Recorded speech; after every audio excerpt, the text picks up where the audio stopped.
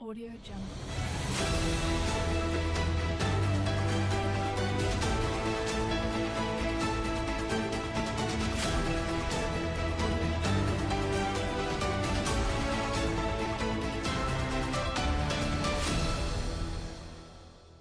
Audio Jungle.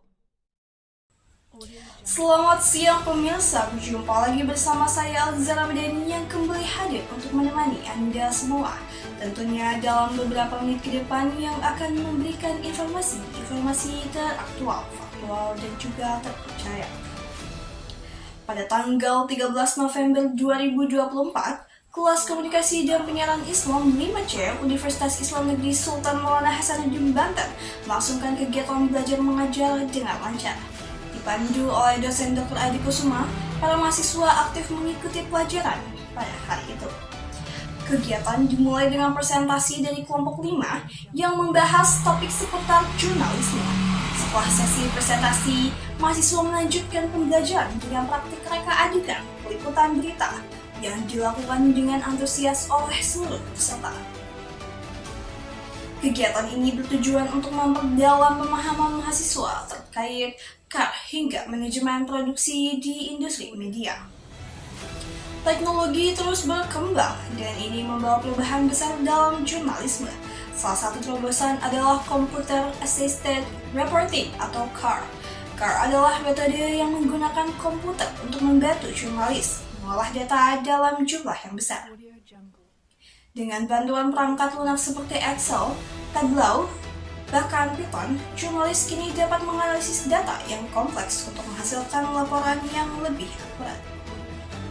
Metode ini sebenarnya sudah diperkenalkan pada tahun 1980-an, namun terus berkembang hingga sekarang. Misalnya dengan CAR, kita bisa menemukan pola-pola tersembunyi dalam data anggaran untuk mengungkap pemborosan atau korupsi. Namun, kalau tidak hanya tentang teknologi, jurnalis juga perlu memiliki pemahaman mendalam tentang data dan teknik analisis sehingga hasilnya benar-benar kredibel. Keunggulan CAR adalah meningkatkan kecepatan dan akurasi dalam peliputan berita, tetapi survei menunjukkan bahwa 90% mahasiswa jurusan komunikasi belum memahami konsep ini. Padahal di era data besar seperti sekarang, kemampuan ini sangat diperlukan untuk menghasilkan berita yang lebih berbasis bukti. Kini, kita beralih ke jurnalisme data dan jurnalisme sains. Dua pendekatan ini sangat penting dalam membantu masyarakat memahami isu-isu yang kompleks. Jurnalisme data menggunakan angka-angka sebagai inti dari cerita. Misalnya, data tentang kualitas udara dapat divisualisasikan dalam bentuk grafik atau peta interaktif, tentunya untuk menunjukkan tingkat populasi di kota-kota besar. Ini membantu masyarakat melihat gambaran besar sekaligus memahami detail. Yang relevan. Di sisi lain, jurnalisme sains berfokus pada isu-isu ilmiah seperti teknologi, kesehatan, dan juga lingkungan. Dalam era digital, peran jurnalis sains sangat penting untuk melawan hoax dan meningkatkan literasi sains. Misalnya, saat pandemi COVID-19, jurnalisme sains membantu masyarakat memahami pentingnya vaksinasi dan protokol kesehatan.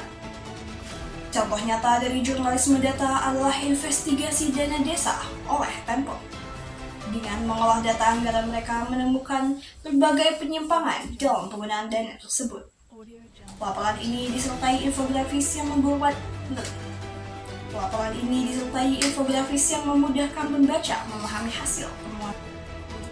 Di balik berita yang kita nikmati setiap hari, ada proses panjang yang melibatkan banyak tim. Manajemen produksi adalah inti dari proses ini. Tugasnya mulai dari perencanaan, pengorganisasian, hingga pengawasan untuk memastikan berita tersaji tepat waktu dan berkualitas. Misalnya di sebuah newsroom, ada tim news gathering yang bertugas mengumpulkan informasi di lapangan. Tim ini terdiri dari reporter, juru kamera, dan koordinator peliputan. Setelah itu, tim news production mengolah informasi tersebut menjadi berita siap-siap.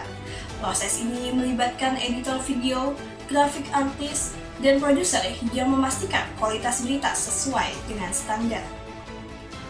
Namun, tidak semua orang memahami pentingnya manajemen produksi. Survei menunjukkan bahwa sekitar 83% mahasiswa jurusan komunikasi belum memahami konsep ini. Jadi, mengapa semua ini penting? Dengan teknologi seperti CAR, kita bisa mendapatkan berita yang lebih berbasis data. Dengan jurnalisme data dan juga jurnalisme sains, masyarakat bisa memahami isu-isu yang kompleks dengan cara yang lebih sederhana. Dan dengan manajemen produksi yang baik, media bisa menjaga kualitas dan konsistensi berita mereka. Sebagai generasi muda, mahasiswa komunikasi perlu memahami konsep-konsep ini agar siap menghadapi tantangan di industri media modern.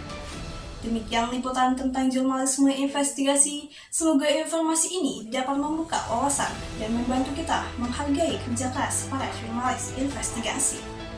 Ikuti terus Breaking Liza News untuk informasi terkini hanya di Jurnal Liza TV.